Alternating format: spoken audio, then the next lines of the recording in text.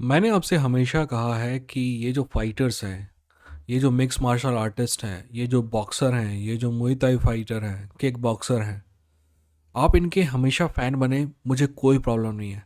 मैंने आपसे हमेशा कहा है कि इनके अंधभक्त मत बनिएगा, इनको भगवान मानना शुरू मत कीजिएगा, हमेशा डिसअपॉइंटेड होंगे। आप इनकी स्टोरी से इंस्पायर हो सकते हैं, पर ये मत समझिएगा कि ये जो कहते हैं, ये जो करते हैं, वो सब सही होता है। ब्रॉक लेसनर के बारे में भी कई लोगों का ऐसा ही विचार था, ठीक है ना? जिन लोगों का ब्रॉक लेसनर इंस्पिरेशन था ना, उनके बारे में बात करेंगे। पर आगे बढ़ने से पहले सब्सक्राइब करके बेल आइकन क्लिक करिए, क्योंकि ये कॉमेडी स्पोर्ट का सबसे बेहतरीन चैनल है। हम बात करेंगे ब्रॉक लेसनर के बारे में, थोड़ी सी बात करेंगे विंस मैकमैन के बारे में, बात करेंगे एलेक्स पेरेरा के बारे में, बात करेंगे हमजा चिमायो के बारे में, कॉनर चैंडलर के बारे में बात करेंगे, बिलाल मोहम्मद के बारे में बात करेंगे, हेनरी सऊटो के बारे में बात करेंगे। पर इन सब चीज़ों के बारे में बात करने से पहले सब्सक्राइब करिए, बेल आइकन क्लिक करिए, क्योंकि ये कॉमेडी स्पोर्ट का सबसे बेहतरीन चैनल है। सबसे पहले बात कर लेते हैं विंस मैकमैन के बारे में। मैंने एक बहुत लंबा सा वीडियो बनाया है, आप जाके देख सकते हैं, बहुत डिटेल्ड वीडियो है। तो उसमें लगभग सारी एलिगेशंस शामिल हैं कि विंस मैकमैन ने क्या क्या किया, क्या क्या नहीं किया, और वो जो लड़की है शायद उसकी भी कहीं गलती है, तो उसके बारे में भी मैंने बात की है। तो आप जाके वो वीडियो देख सकते हैं। पर उस वीडियो में ये शामिल नहीं था कि एक जो सुपरस्टार की उसमें बात की जा रही थी, वो सुपरस्टार कौन था। तो फिर मैंने एक शॉर्ट जारी किया और पता चला कि वो सुपरस्टार मोस्टली सभी का अंदाजा है कि वो ब्रॉक लेसनर है। अब आप कहेंगे कि सभी का अंदाजा ब्रॉक लेसनर है, बट इस बात पे कोई सबूत है क्या? तो मैं कहूँगा कि एक्चुअली क्लियरली ना तो लॉ सूट में लिखा गया है, ना किसी और ने कहा है कि वो ब्रॉक लेसनर है। बट इंटरेस्टिंग बात यह है कि यह बात पिछले 4 दिन से चल रही है लगातार कि वो जो आदमी है वो ब्रॉक लेसनर है, जिसको विंस मैकमैन ने लड़की एक्चुअली परोसा था। उसको विंस मैकमैन ने कहा था कि अगर तुम कॉन्ट्रैक्ट साइन करते हो तो तुमको ये लड़की मिलेगी, ठीक है? तो लोगों का मानना है कि वो ब्रॉक लेसनर है। अब ये बात 4 दिन से चल रही है और ब्रॉक लेसनर का कोई भी डिनायल नहीं आया है, ठीक है? अगर वो ब्रॉक लेसनर नहीं होता तो अभी तक कोई ना कोई डिनायल आ जाता। क्या ये 100% श्योरिटी है? आई डोंट नो दोस्त। बट ईमानदार आदमी के ऊपर का कोई अगर बेईमानी का चार्ज लगाता है तो वो आदमी सबसे पहले यही कहता है कि मैं बेईमान नहीं हूँ। और अगर वो कुछ नहीं बोल रहा है तो आप समझ जाइए कि वो क्या है, ठीक है? अब एलिगेशन एक्चुअली क्या है? एलिगेशन सिंपल सी ये थी कि ब्रॉक लेसनर जब साइन कर रहा था, री साइन कर रहा था, सॉरी, तो विंस मैकमैन ने कहा कि अगर तुम साइन करोगे तो ये तो पैसा मिलेगा ही, साथ में तुमको एक लड़की दूंगा मैं। फिर विंस मैकमैन, मैं, आप थोड़ा अगर स्पीकर पे है तो बात कम कीजिए, मैं बताता हूँ क्या हुआ। मतलब थोड़ा आवाज़ कम करिए। फिर क्या हुआ कि विंस मैकमैन ने उस लड़की का नंबर, जो मिस ग्रांट है उनका नंबर, इनके बारे में आप वो वाले वीडियो में देख सकते हैं, जो मिस ग्रांट है उनका नंबर ब्रॉक लेसनर को दिया। ब्रॉक लेसनर ने इसको टेक्स्ट किया, ओ है ना, ब्रॉक लेसनर ने, यार फिर एलिजेडली कहेंगे हम, एलिजेडली ब्रॉक लेसनर ने इसको टेक्स्ट किया। उस लड़की ने शायद कुछ रिप्लाई किया होगा। ब्रॉक लेसनर ने कहा कि पेशाब करते हुए अपना वीडियो भेजो, और उस लड़की ने भेजा भी, ठीक है दोस्त? एनीवेज, अब दूसरी खबरों की तरफ चलते हैं, जो ये टट्टी पेशाब से आगे हैं। अगली खबर जो है वो है बिलाल मोहम्मद को लेके। एक काम करते हैं, कॉर्नर वाली खबर के बारे में पहली बात कर लेते हैं। देखो, कॉर्नर और चैंडलर जो है वो एक दूसरे के पीछे पड़े हुए हैं और UFC 300 UFC 300 की बात कर रहे हैं। मैं आपको पहले ही बता चुका हूँ, एक बार फिर से बता देता हूँ कि corner McGregor versus Michael Chandler जो है वो UFC 300 में नहीं होने वाली। कारण कारण बहुत सिंपल सा है कि UFC 300 अपने आप में बहुत बड़ा इवेंट बन गया है, तो ऑलरेडी उसके पेपर व्यू जितना अच्छे बिकने होंगे वो बिकेंगे ही। कॉर्नर के आने से थोड़ा बहुत और बढ़ सकते हैं, बट अगर वो, मान लीजिए कि, एक एग्जांपल लेते हैं, मान लीजिए कि 200 पेपर व्यू बिकने वाले थे, कॉर्नर के आने से 300 हो गए, ठीक है ना? आप सोचेंगे बहुत अच्छी बात है ये तो। नहीं, अच्छी बात नहीं है।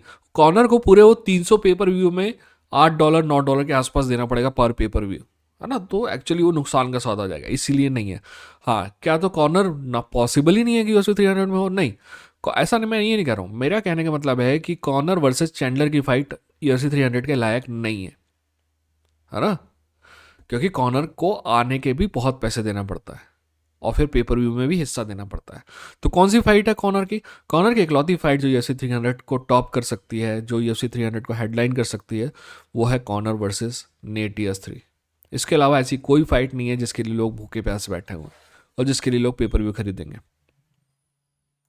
अब बात कर लेते हैं UFC 300 से जुड़ी दूसरी बात में। बिलाल मोहम्मद का कहना है कि वो UFC 300 के लिए रेडी है।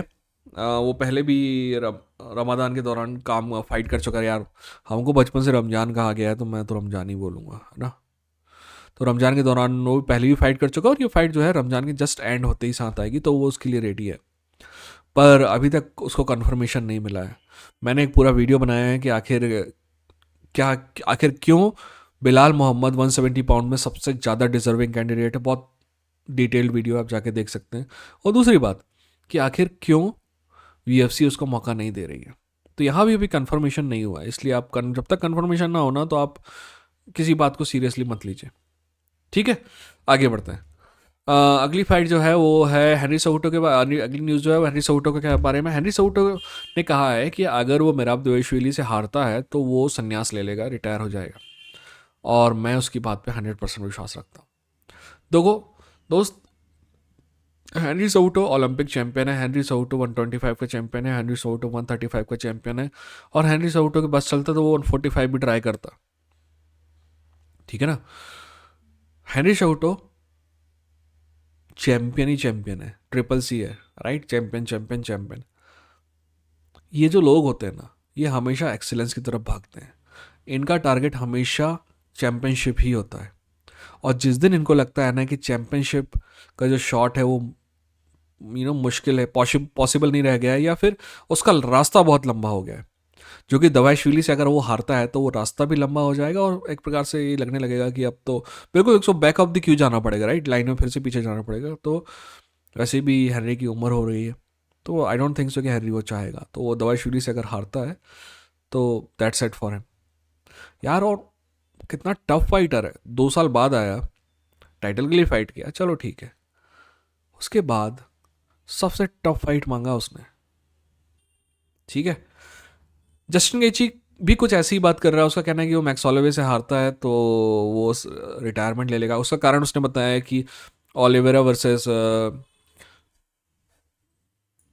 सryukin वाली जो फाइट है उसके विनर को टाइटल शॉट मिलने वाला है। तो अगर वो मैक्स वाली फाइट हारता है या जीतता भी है तो उसको टाइटल शॉट नहीं मिलेगा, और अगर हारता है तो वो रास्ता और भी लंबा हो जाएगा।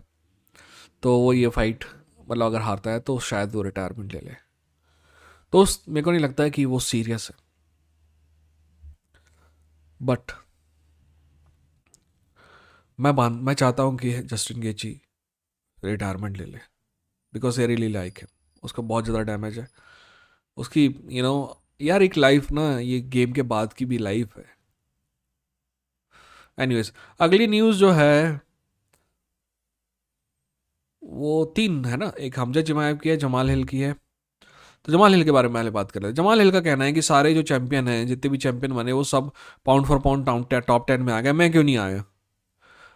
आई से दिस इन इंग्लिश, मैं इंग्लिश में बोलूंगा ताकि अगर तुम देख रहे हो गलती से, जिसके चांसेस लगभग ना के बराबर है, you don't deserve it. You don't deserve it. You are not point for point material Jamahal Hill. You are a good fighter but you are not point for point material, ठीक है। Dana white का कहना है कि Dana white का कहना है कि जो सॉन स्ट्रिकलैंड ने कहा है वो उसका फ्री स्पीच है, और मैं इस बात से पूरी तरह एग्री करता हूँ। और दूसरी बात जो डेना वाइट आपको बता नहीं रहा है ना, वो मैं बता देता हूँ। डेना वाइट उसको स्पीच करने से रोक भी नहीं सकता है। अगर आप उसको उसकी फ्री स्पीच से रोकोगे, हाँ, आप अपने एम्प्लॉय को जरूर रोक सकते हो कि भाई हमारी कंपनी के नियम कायदे कानून है कि आप इनके सेंटीमेंट को हर्ट नहीं करेंगे, है ना। तो आप जो बोलने से रोक सकते हैं, बिल्कुल रोक सकते हैं। आप ये कह सकते हो कि अगर तुमको ये बोलना है तो कंपनी छोड़ के जाओ और बाहर बोलो। पर डेना वाइट ऐसा कर नहीं सकता, UFC ऐसा कर नहीं सकती, क्योंकि इनमें से कोई भी आदमी एम्प्लॉय नहीं है। कॉनर मैकग्रेगर UFC का एम्प्लॉय नहीं है। सॉन स्ट्रिकलैंड UFC का एम्प्लॉय नहीं है। जितने भी फाइटर आप देखते हैं वो उनमें से कोई सी भी UFC का एम्प्लॉय नहीं है। वो सबके सब इंडिपेंडेंट कॉन्ट्रैक्टर है, ठीक है ना। और उनको कभी भी निकाला जा सकता है, ठीक है ना। और UFC की ज़्यादा जिम्मेदारी नहीं है उनके प्रति, इसीलिए वो रोक नहीं सकते। एक बार बोल, मैं आपको, अगर मेरा चैनल देख रहा है तो आपको पता है, मैं बताता हूँ बार बार कि एक बार फ्रैंक मीर को इनने बोला था, लगभग केस हो गया था इनके ऊपर। हमजा चिमाएव से जुड़ी ये खबर एंड है। हमजा चिमाएव का कहना है कि वो एलेक्स पेरेरा से फाइट करना चाहता है। हमजा चिमाएव को मैं कहना चाहूँगा, यही सब हरकतों की वजह से तुम आज चैंपियन नहीं हो। एलेक्स परेरा तुम्हारे बाद आया और चैंपियन है। डीडीपी तुम्हारे बाद आया और चैंपियन है। कई मायनों में एलेक्स परेरा से तो मैं नहीं बता सकता, बट डीडीपी से कहीं ज्यादा टैलेंटेड है हमजद चिमाया। He should have been champion by now. बड़ा चैंपियन क्या होता है? चैंपियन वो होता है कि वो उसको मछली की आंख दिखती है, बस चैंपियनशिप दिखती है, ठीक है ना। उसको जो इस बिलाल मोहम्मद को देखो, वो बोलता है मेरे को चैंपियन बनना है, इससे फाइट करा दो, उससे फाइट करा दो, किसी से भी फाइट करा दो, मैं फाइट करने को तैयार हूँ, मेरे को चैंपियन बनना है। चैंपियन वेट नहीं करता है कि किसी ने प्रॉमिस कर दिया है कि ये करेगा और वो करेगा। और किसके प्रॉमिस पर भरोसा कर रहे हो दोस्त? डेना वाइट के, जानते हो तुम कौन है? डेना वाइट ने अपनी अम्मा से जो प्रॉमिस किया वो पूरा नहीं किया, तो तुम कोई इसके रिश्तेदार हो जो तुमसे प्रॉमिस पूरा करेगा? वो ऐसे सर्कमस्टांसेस पैदा कर दो कि उसके पास और कोई ऑप्शन ना रहे तुमको चैंपियनशिप शॉट देने के अलावा। या फिर यही बकचोदी करते रहो, कभी एलेक्स पेरेरा को वो करो, क्या कहते हैं, टारगेट करो 1205 का है, कभी किसी 170 वाले को चैलेंज करो, है ना। 185 तुम्हारा डिवीजन है। सिर्फ टैलेंट होने से नहीं होता है सब कुछ, मैं कितनी बार कह चुका हूं। डिसिप्लिन, पेशेंस चाहिए होता है, विल पावर चाहिए होती है, ठीक है ना।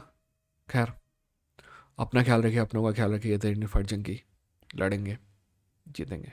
ठीक है।